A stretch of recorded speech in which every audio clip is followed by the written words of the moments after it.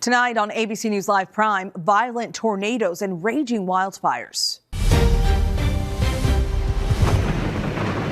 Millions on alert as a multi-day severe weather outbreak bears down across the plains and Midwest. At least 19 tornadoes reported in the heartland in the last 24 hours, including that massive EF4 leveling homes in Enid, Oklahoma.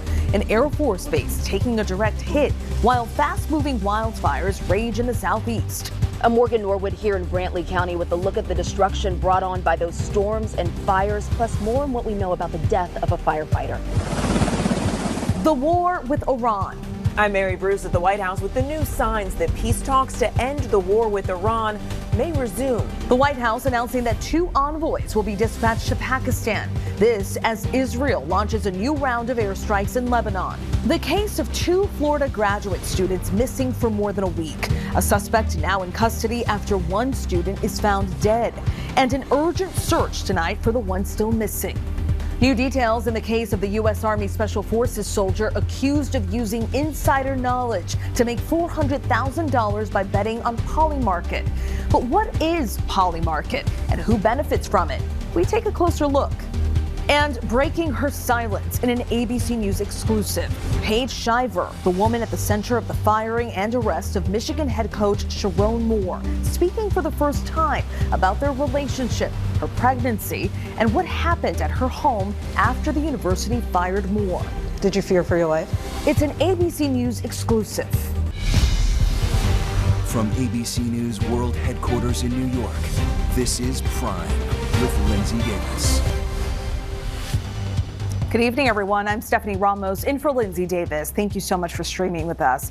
We begin with the tornado outbreak in the heartland, leaving significant damage in its wake. Right now, millions are on alert across the plains and Midwest for a multi-day severe weather outbreak. Search and rescue operations are still underway after multiple powerful tornadoes tore through the heartland. At least 18 were reported from Oklahoma to Iowa. In Enid, Oklahoma, take a look at this. Dozens of homes destroyed after an EF4 tornado with wind speeds of 170 miles per hour violently swept through the town. Meanwhile, fast-moving wildfires have triggered a new wave of evacuations in the southeast. Georgia's governor said today the fires have been the worst in the state's history in terms of homes lost. And now these growing wildfires have led to the death of a Florida firefighter. Lee Goldberg is standing by, tracking the storm's dangerous path. But first, Morgan Norwood leads us off. Oh my God! Tonight, violent tornadoes from a multi-day outbreak threatening millions once again after a terrifying 24 hours in the heartland. Our Oklahoma City affiliate KOCO on the air tracking this massive twister live as it moves south of Enid, a city of 50,000 people. There's a house right there.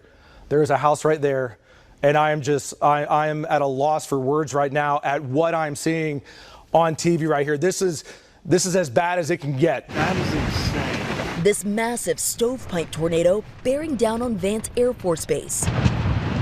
Reports of people trapped in and under homes in the area.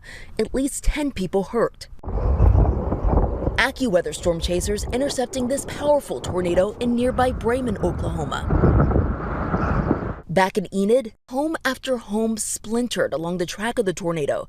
KOCO's Jessica Shambach on the scene. 6 tornadoes hit Oklahoma last night, the largest in EF4. It was on the ground for 9 miles in Enid, and this entire neighborhood is just about leveled. About a dozen people were hurt. It's a miracle no one was killed. Miles away in Brantley County, Georgia, new evacuation orders as shifting winds fuel the Highway 82 fire. Crews using this heavy equipment here, cutting fire lines, clearing the fuel, trying to box this fire in to keep it from spreading any further.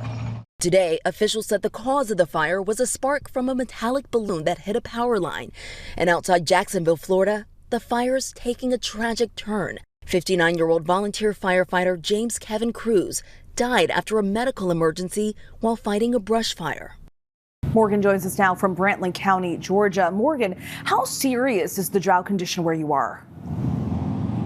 Well, Steph, officials are calling this an exceptional drought, and that's actually the highest ranking that you can have. They say it's the worst drought conditions that they have seen in decades. So you couple the dry conditions with the breezing winds that, of course, have been pushing all of these flames around and making that firefight difficult. That's what's been challenging for these firefighters. So looking ahead, we are expecting some rain for tomorrow, but if there's lightning, that could spark new fires. And of course, there's relief, but then also real risk, Steph. Certainly another concern. Thank you so much, Morgan. Let's bring in ABC's senior meteorologist, Lee Goldsberg, who is tracking the severe weather system for us. Lee, what's on your radar? Unfortunately, Stephanie, supercell thunderstorms, and we're seeing them move through Oklahoma tonight. They could move toward parts of Louisiana and into Mississippi later, but already one tornado reported on the ground. There could be more. We've had active warnings here, and that tornado watch will go until 9 o'clock tonight. So on Saturday, some of these same areas will be impacted, but the level 3 out of 5 actually shifts a little farther north to Oklahoma City and Tulsa, Wichita in that for big storms and hail and tornadoes. And then over the weekend, the Sunday into Monday storms could even be stronger. So on Sunday, it's Wichita over to Kansas City, and then a larger area from the plains into the Midwest, from let's say Memphis all the way up to Chicago. St. Louis could be right in the bullseye here for strong storms and possible tornadoes as well. And this will go into Tuesday. The only upside, beneficial rains, or at least some rain getting into the fire zone in the southeast. That should help firefighters, not drought busting. And then you get this cold, chilly rain that's moving into the D.C. and New York City area over the weekend. Stephanie? Quite the outbreak, Lee. Thank you. Now to the latest in the war with Iran. The White House today said Jared Kushner and Steve Witkoff would be dispatched to Pakistan with Iran's foreign minister, who's already there. But will the two sides actually meet? Chief White House correspondent Mary Bruce has the latest. Tonight, signs peace talks may resume. Iran's foreign minister arriving in Pakistan as the White House announces the president's son-in-law, Jared Kushner, and Mideast envoy Steve Witkoff will soon be on their way. The Iranians reached out, as the president called on them to do, and asked for this in-person conversation. So the president is dispatching Steve and Jared to go hear what they have to say. But as with so much in this war, we are hearing something very different from Iran. The foreign minister says he's actually in Pakistan to meet with Pakistani officials to discuss, quote, regional developments. No mention of talks with the U.S. It's been 2 weeks since the first round of direct negotiations came up empty. We leave here with a very simple proposal, a method of understanding that is our final and best offer. We'll see if the Iranians accept it. Thank you. So far, Iran has refused to budge. And Vice President J.D. Vance is staying back in Washington for this round of talks. Today, cameras capturing him taking a call from the president. The vice president, I understand, is on standby and will be willing to dispatch to Pakistan. The ceasefire, now a stalemate. Iran asserting its control over the Strait of Hormuz. And the Pentagon doubling down on the American blockade of Iranian ports. As long as it takes, whatever President Trump decides. And Mary joins us now from the White House. Mary, is there any sense of when these talks could resume? It's a good question, Stephanie. So the U.S. and Iran are now both sending teams to Pakistan, but it's not clear if they are actually going to meet. Now, the White House says they will, but the Iranians in a statement tonight say, quote, no meeting is planned to take place between Iran and the U.S. So we shall see. Well, we definitely will. And on another note, Mary, we heard today that a criminal investigation into Fed Chair Jerome Powell was dropped.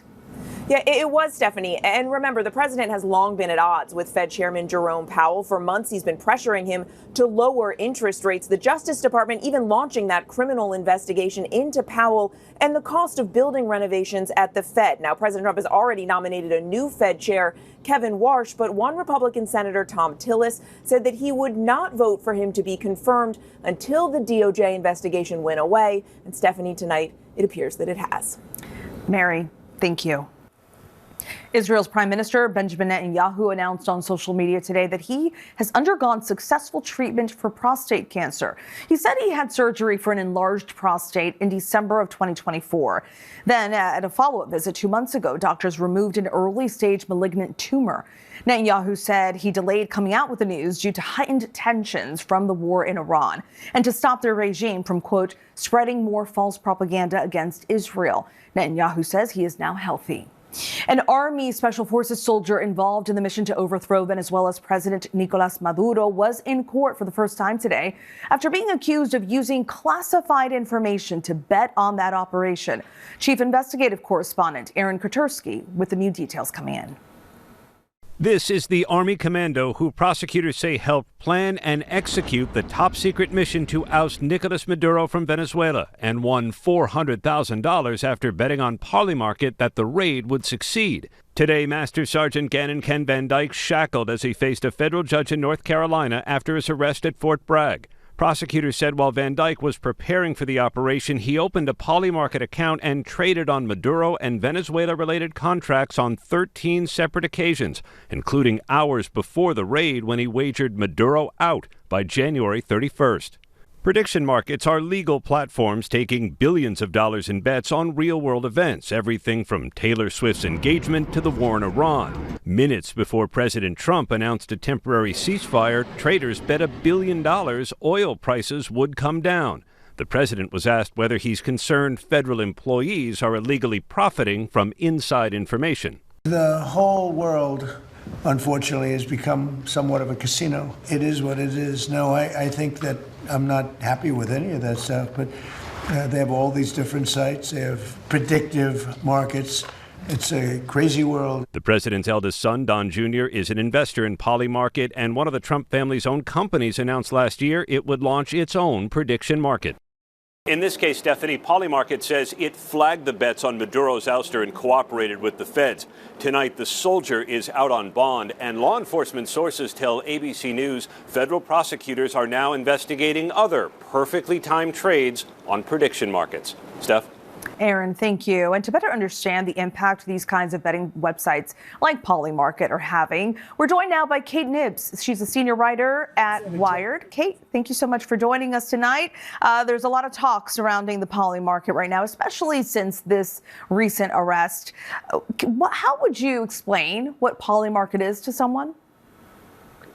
Yes, so Polymarket is a platform where you can trade contracts on the outcome of future events. And the events can range from who's going to win the Super Bowl, who's going to win an Oscar, who's going to win the U.S. presidential election, to geopolitical events like will the Strait of Hormuz stay open? Will Ayatollah Khamenei remain in power? There are even markets on what news anchors will say during their broadcast. So I haven't checked, but there might actually even be a market on this broadcast. It's a wild world. It definitely is. And there are two prediction markets. Is that right? There's Polymarket, and then there's a U.S.-based market called Kalshi. Is that right? Who can take part in this? Can it be anyone? So those are the two leading markets in the United States. They're by far the biggest. Kalshi is fully U.S. regulated, so people in the United States are legally allowed to participate in all 50 states. There's actually a lot of legal battles going on right now because there are various states that say that people shouldn't be able to participate on sports event contracts. They say that that's sports gambling. But for now, Kalshi, U.S., everyone can do it. Polymarket is interesting because it's also based in the United States, but most people in the United States are not allowed legally to use Polymarket's crypto-based platform, which is where all of these trades are taking place. Like the soldier who was arrested for trading on the crypto-based platform that he was actually never supposed to be on to begin with. Okay, but it is open to anyone. Anyone can place a bet. So what is the impact that you're seeing with these kinds of websites or prediction markets? Or what type of impact is that making here in the U.S.?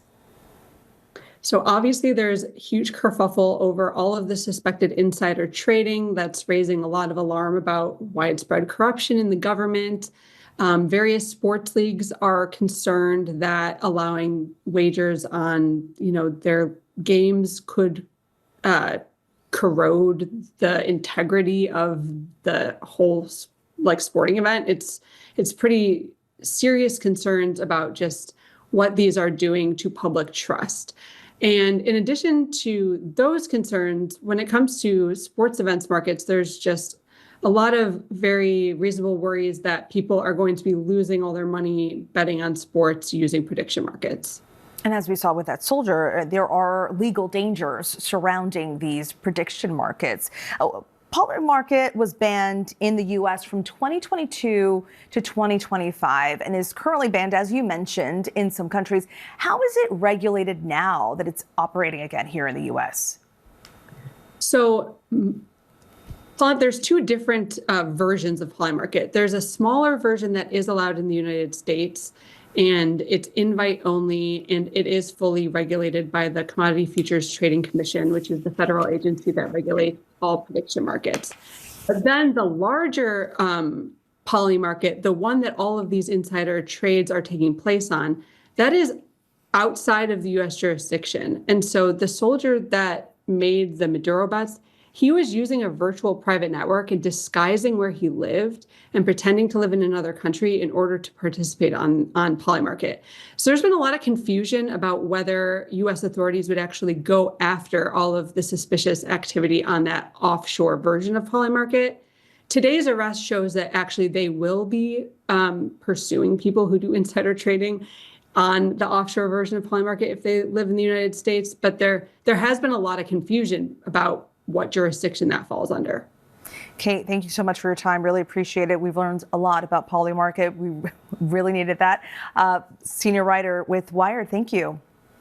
In other news, the DOJ also announced they have directed the Bureau of Prisons to include the potential use of firing squads when carrying out future death sentences. The department also recommending the Bureau of Prisons re-implement the use of lethal injections, gas, and electrocutions. The DOJ has currently authorized seeking death sentences against 44 defendants since President Trump took office for his second term. And breaking new details in the case of two Florida grad students who have been missing for more than a week. Authorities found one student dead and have taken a suspect into custody. ABC's Victor Oquendo reports from Florida tonight. Tonight, police in Tampa arresting this man in connection with the disappearance of two University of South Florida graduate students. Dramatic drone video capturing SWAT officers apprehending Hisham Abu Garbieh, the roommate of 27-year-old Zamil Lehman, one of the missing students whose body police say they found on a bridge early today. The human remains that were discovered this morning was one body, and that has been positively identified to Zamil. Police say that roommate barricaded himself inside when officers arrived at the residence. We commanded the suspect to come out to our deputies. He refused. At that time, SWAT was activated. He came out peacefully and was taken into custody. Authorities accusing him of false imprisonment, tampering with evidence, and unlawfully moving a dead body, among other charges. Officials still urgently searching for the second missing student, 27-year-old Nahida Bristi. Both students first reported missing more than a week ago.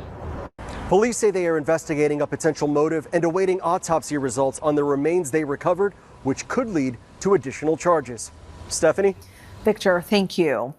Jack Reiner, the son of Rob and Michelle Reiner, is breaking his silence in a heartbreaking tribute. He called his grief over their murders a living nightmare. Here's Alex Stone. Tonight, the heartbreaking tribute from the son of Rob and Michelle Reiner, describing the grief from his parents' murders as a living nightmare. In an essay on Substack, Jake Reiner recalling that day, saying his sister called and said their father was dead, and then minutes later called again saying their mother was gone too. Writing, "My world, as I knew it, had collapsed. I was in a trance." Jake Reiner saying, "I was robbed of so many things that day. It simultaneously breaks my heart and enrages me." Police say Nick Reiner, who had a history of addiction and mental illness, stabbed his parents to death inside their LA home. His brother Jake writing, "One thing I keep coming back to is how frightened they must have been." He does not mention his brother Nick by name, but writes, "Any loss of a parent is devastating, but nothing compares to losing both of them at the same time. And on top of that, having your brother be at the center of it. It's almost too impossible to process." Jake remembering his parents as the most giving people I have ever known, describing Mom Michelle as the engine, the backbone, and the heart of our entire family. His dad Rob as my hero. And Jake writing of their love for all three children. "The love they have for me, my brother, and my sister is truly unconditional." And Stephanie, Nick Reiner has pleaded not guilty to murder charges. He's due in court on Wednesday for his next hearing. Stephanie. Absolutely heartbreaking. Our thanks to Alex Jones for that report. More than 100 summer camps in Texas received warnings to revise their safety plans to receive licenses to open this summer. Among them was Camp Mystic, where 27 campers and counselors were killed in a devastating flood last year. Our Trevor Alt has the latest. Tonight, Texas officials warning summer camps their safety plans need major revisions or they'll be blocked from reopening. ABC News has learned the Department of State Health Services sent more than 100 letters of deficiency, including this one to Camp Mystic, where last year 25 young girls and 2 counselors were killed in historic floods, saying the camp's emergency plans don't meet new state requirements. Those plans will need to be urgently updated for Camp Mystic to reopen next month. Just last week, the camp's directors were grilled about the tragedy. I grabbed 2 girls, and there was a third one that I didn't grab. And I held on to those girls. I wish we never had camp that summer. In a statement, Camp Mystic says they're working to address the areas outlined. Our priority remains the safety and well-being of our campers. And they're not alone. State officials say every youth camp that submitted emergency plans received that same notice of deficiency. And Stephanie, Camp Mystic says this year's camp would not be held on the same spot there on the river, but instead further up the hill. And they say more than 800 children have signed up to attend. Stephanie? Trevor, thank you. And here's what's happening around the world. 193 Ukrainian prisoners of war returned home today, part of an exchange with Russia. Ukrainian President Zelensky said the group included soldiers, border guards, and police, many of them injured. Zelensky visited Saudi Arabia today, meeting with top officials with the hope of advancing agreements in security, energy, and infrastructure. And since the Strait of Hormuz was shut down, companies are paying up to $4 million to move ships through the Panama Canal. The average price to cross through the canal ranges between $300,000 and $400,000, meaning less than $3 million than what it costs now. But the price has ballooned in recent weeks as Iran and the U.S. have bottlenecked the waterway in the Middle East. And if the conflict continues to stretch on, the amount companies are paying in Panama might increase even more. Millions of Americans might qualify for dual Canadian citizenship under a recent change to Canadian law, which has already led to a surge in applications. Previously, Canadian citizenship by descent could only be passed down to one generation from a parent to a child. But the new law opened up citizenship to anyone who could prove they have a direct Canadian ancestor, like a grandparent or great-grandparent. For those with documentation ready at hand, the proof of citizenship application fee is a relatively inexpensive $55. And those are your headlines at this hour from around the world. Coming up here on Prime, breaking her silence, Paige Shiver is telling her side of the story after former University of Michigan coach Sherrone Moore was fired for having an inappropriate relationship with the former staffer. Plus, the 2026 NFL Draft has kicked off. We'll break down the first round picks by the numbers. And the Florida mansion featured in the classic movie Scarface, it's up for sale. The jaw-dropping price tag coming up.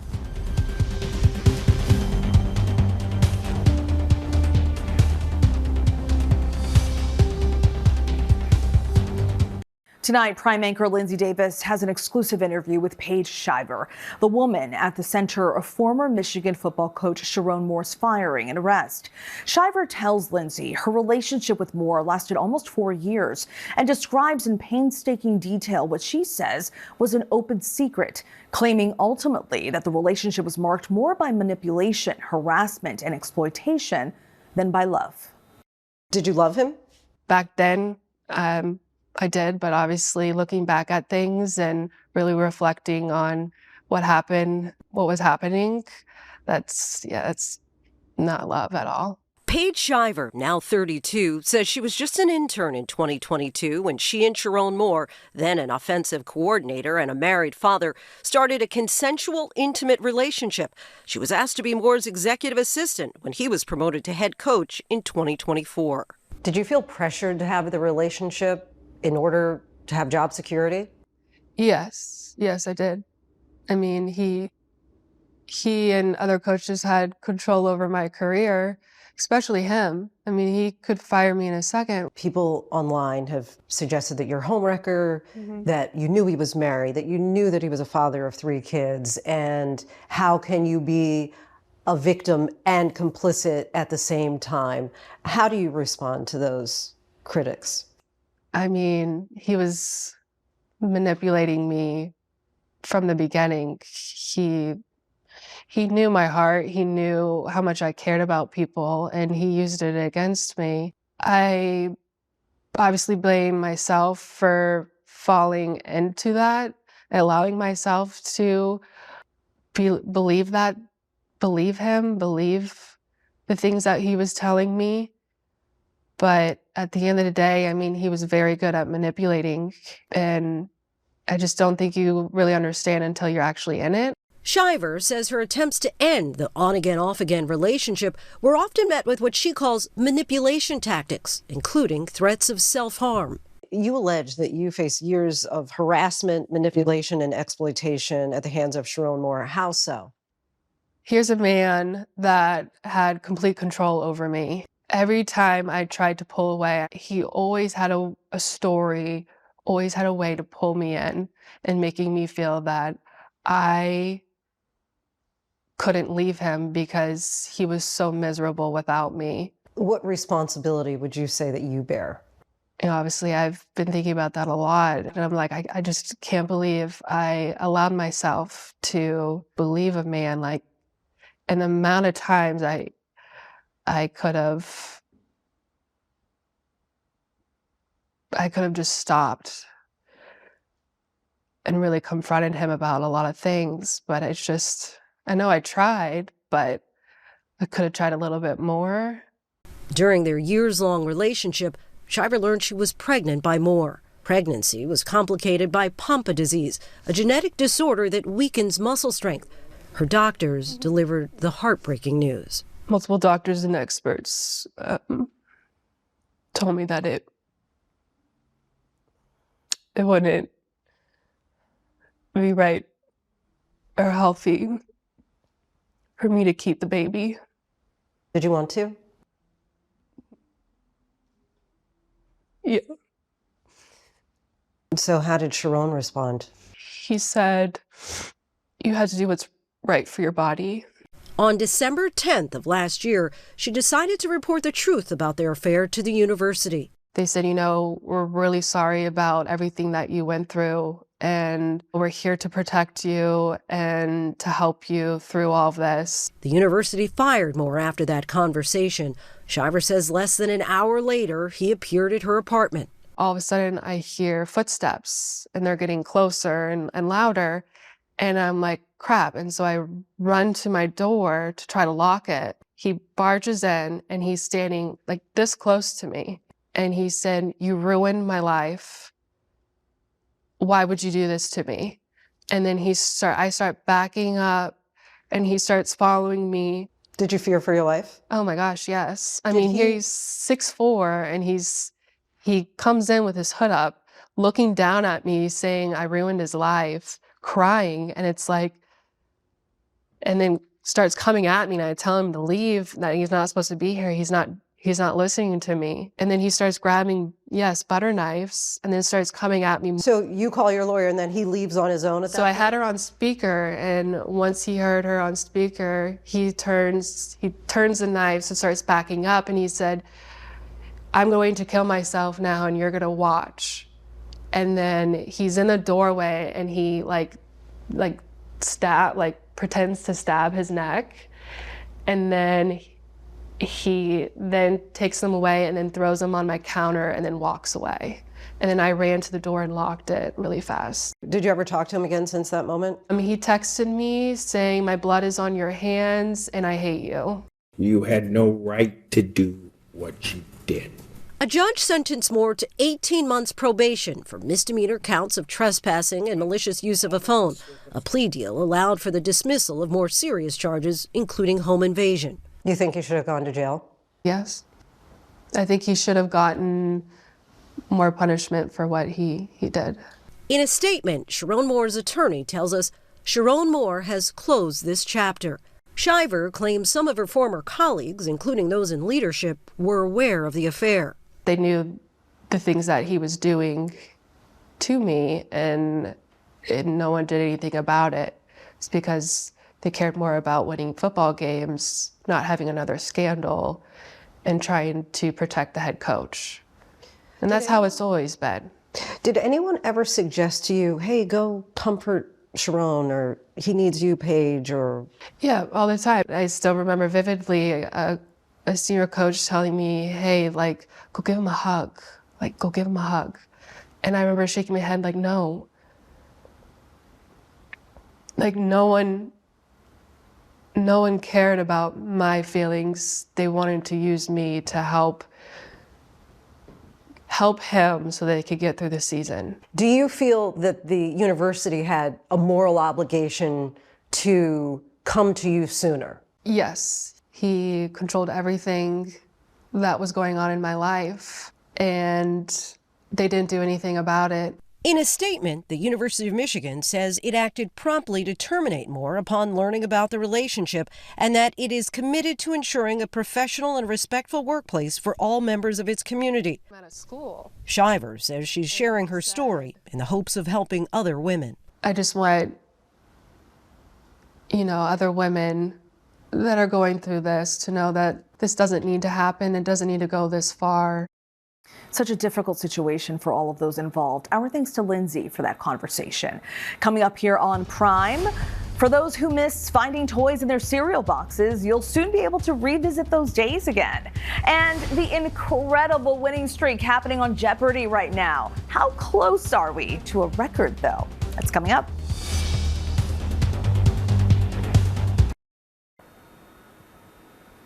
Welcome back to Prime. Here's a look at the stories making headlines right now. Millions are on alert across the plains and Midwest for a multi-day severe weather outbreak. At least 19 confirmed twisters in the past 24 hours have torn through the heartland, including a confirmed EF4 tornado in Enid, Oklahoma.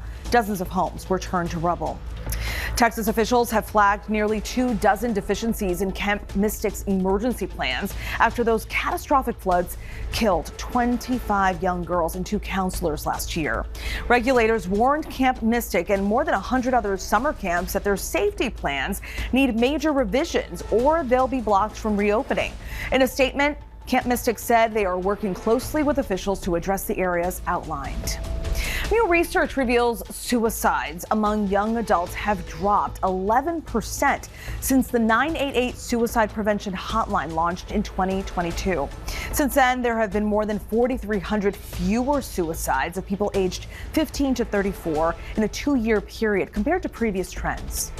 And if you've missed digging around in a cereal box for a toy, or you want your kids to have that same experience, get ready for a blast from the past. Kellogg's is including toys with some of its breakfast cereals for the first time in more than a decade.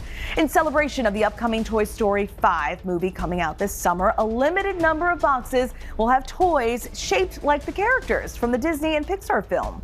The special edition cereal boxes will be available nationwide starting Sunday.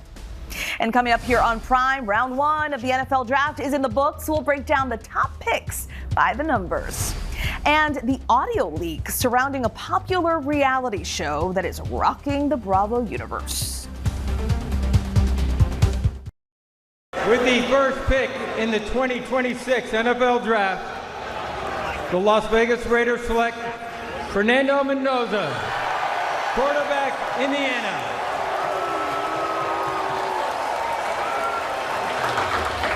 That was the moment last night where quarterback Fernando Mendoza was chosen with the first overall pick in the 2026 NFL Draft by the Las Vegas Raiders. Mendoza was widely expected to be chosen with this pick, and it comes after he won both the Heisman Trophy and national championship with the Indiana Hoosiers last season. That was the start of what will be a 3-day-long draft in Pittsburgh. Last night's first round had plenty of exciting moments and a number of trades. Let's look at what happened by the numbers.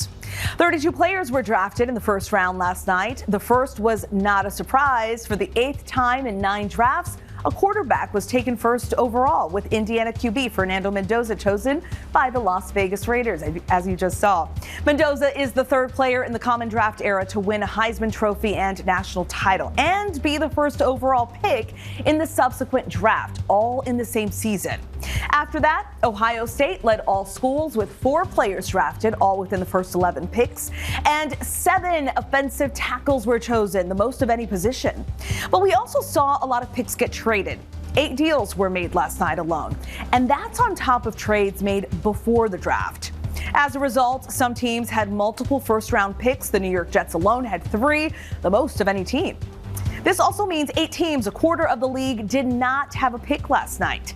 And on another note, while the players were the stars of the show and their families, the fans made their own bit of history. Commissioner Roger Goodell announced that 320,000 people were in attendance last night, which is a record for the first round of a draft. Coming up here on Prime, the popular chain store making a party-sized comeback.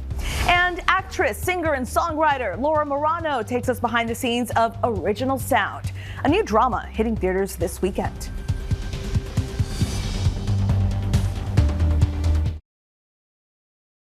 In the original version, Miranda teaches us that power never has to raise its voice. But what do we think that the current climate and political correctness and the new generation and HR has taught Miranda this time around? I don't think she's teachable. She's unbreakable. I think that her strength in the first one and the second one was being able to see around the corner, was being able to strategize long term in a fast moving world. Fashion is so fast, and keeping on top of trends and where things bubble up from and how to identify real talent and how to elevate it and keep the business going, all those things, I think. In this one, it's her superpower is to be able to, and you think, you know, that she's losing it, and I think she thinks she's losing it in moments, but that reflects where we are in the business world and in everything. Cutting attitude, timeless style, and a controversial business approach. The Devil Wears Prada made the character of Miranda Priestly a pop culture icon. Now, Academy Award-winning actress Meryl Streep is reprising her role in the long-awaited sequel, The Devil Wears Prada 2. Our Linsey Davis, as you saw there, sat down with Streep and her castmates Anne Hathaway, Emily Blunt, and Stanley Tucci to talk about Miranda's return to the silver screen. You don't want to miss our latest all-access featuring the cast of The Devil Wears Prada 2 right here on ABC News Live, Monday at 8 p.m. The return of popular chain Party City, Bravo launches an investigation into an audio leak of a highly anticipated reunion and the incredible run happening right now on Jeopardy. These stories and more in tonight's rundown. Jeopardy contestant Jamie Ding is celebrating his historic winning streak. He has now won 30 straight games and is 2 away from moving into 4th place of all time. So far, he has won nearly $850,000. He said he hopes to donate some of his winnings to charity. We can have a conversation if you want to. We are having a conversation. Ahead of Bravo's highly anticipated reunion for the reality show series Summer House, the network confirms an emotional audio clip was leaked online of the unreleased taping. The network says it is now launching an investigation into the leak, and this is the first reunion leak ever from Bravo. Fans have been watching the show closely after cast members Amanda Batula and West Wilson went official with their relationship behind the backs of their friends and exes, Sierra Miller and Kyle Cook. According to Variety, show host Andy Cohen responded to a fan online about the leak, saying it's disrespectful to the work and tears the cast put in yesterday. The first reunion episode will air on May 26. From balloons to confetti to costumes and decor, everyone's go-to shop for party supplies is making a comeback. Party City is partnering up with 700 Staples locations across the U.S. to sell party favors alongside school supplies. The brand filed for bankruptcy for the second time in 2024, closing most of its locations by February of 2025. But now, with this partnership, Party City is hoping to create a one-stop shop just in time for graduation celebrations. Say hello to my little friend. Neighbors of the infamous Scarface mansion will be saying hello to new owners. The South Florida mansion, where parts of the iconic Scarface movie was filmed, just hit the market for a whopping $237 million. The waterfront estate was originally purchased in 2003 by investor John Devaney, who saw the property had a massive helipad. So he touched down, knocked on the door, and bought the home for $15 million and the neighboring land for another $15 million. When sold, the property will be the most expensive home sale in Miami-Dade County. Two new giant pandas are making their way to Zoo Atlanta in Georgia. Ping Ping, a male giant panda, and Fu Shuang, a female giant panda, will be loaned as a new international research agreement on giant panda conservation. Both giant pandas were born at a research base in China. According to Zoo Atlanta, giant pandas are considered a vulnerable species. Blending her artistry, acting, singing, and songwriting, Laura Marano is ready to show off her latest project. Marano first made her mark as pop star Allie Dawson on the Disney Channel hit Austin and Ally, and has since led a string of romantic comedies, including The Perfect Date, Choose Love, and The Royal Treatment. Now, in the film Original Sound, Marano plays Ryan Reed, a pop star accused of stealing a song from beatmaker Danny Solis. Set against the backdrop of New York City, the film dives into the music industry as the two are forced into an unlikely creative partnership. I had a chance to speak with Laura. Let's take a look.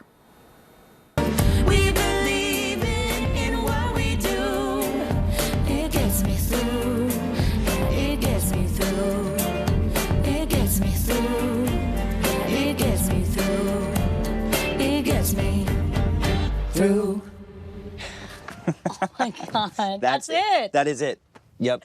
Joining us now is actress, singer, and songwriter Laura Marano. Thank you so much for being here. Thank you so much for having me. Absolutely. Fans who grew up watching you on Austin and Ally on the Disney Channel. By the way, my brother and sister say hi. Okay, I love that. Big fans. Please tell them I say hi. When I texted them and told them that we were speaking today, they said, "Oh my gosh, I used to watch her on the Disney Channel all the time." How old are they? They're 25 and 23. It is so wild the reach that show has, because I have 9-year-olds still coming up to me. Like today, I just heard of a 9-year-old, and then I have like people who work at the bank who are bank tellers telling me I'm like their childhood, and I'm like, we didn't know you're a bank teller. That doesn't make sense in my head that I'm your childhood. Bizarre. The show lives on. So when folks hear the premise behind this new movie, Original Sound, they see some parallels to 100%. Austin and Ally. Did that cross your mind when you were first reading the script? Absolutely. So it's based on an off-Broadway play, which already I was so excited about the prospect of doing something that was based on a play. I'm like dying to do Broadway, dying to do off-Broadway. And then when I read the script and knew the premise, I was like, wait, I've kind of done this before, but I was the other side. My song was the one being stolen. So this time, I kind of get to be a little bit of the villain. I get to be the thief, which I was really excited to do, and be blonde. Yes, we saw the hair. It looks good on you. So what was it like, just kind of just embracing this character? Just walk us through that process. You know what? In a lot of ways, it was really... I think I put a lot of my own experience into Ryan from my experience in the music industry and my first, record label when I was 19, 20. I think that you have so much pressure that is on you from so many different sides, the record label side, the management side, the audience side, that you sometimes maybe end up doing things that you shouldn't have done. I don't know if I necessarily stand by her choice to steal another artist's song, but I do think she was very much inspired to do that because she felt like Danny was like a critic of hers. So this is a girl who is projecting a lot of her own insecurities and feelings and using this one song as an outlet to hopefully make it in the music industry. Yeah, and I think it's really interesting that both characters come together to then collaborate. Yes, yes. And what was that like working with your co-stars in this movie? David is awesome. Like, I absolutely had so much fun working with him, and I feel like David Lambert, Eric Stoltz, who I am obsessed with, and then Constantine, who also is the, record producer part. Those were my kind of like three counterparts in the film, and all of them, I think, brought such a different side of Ryan.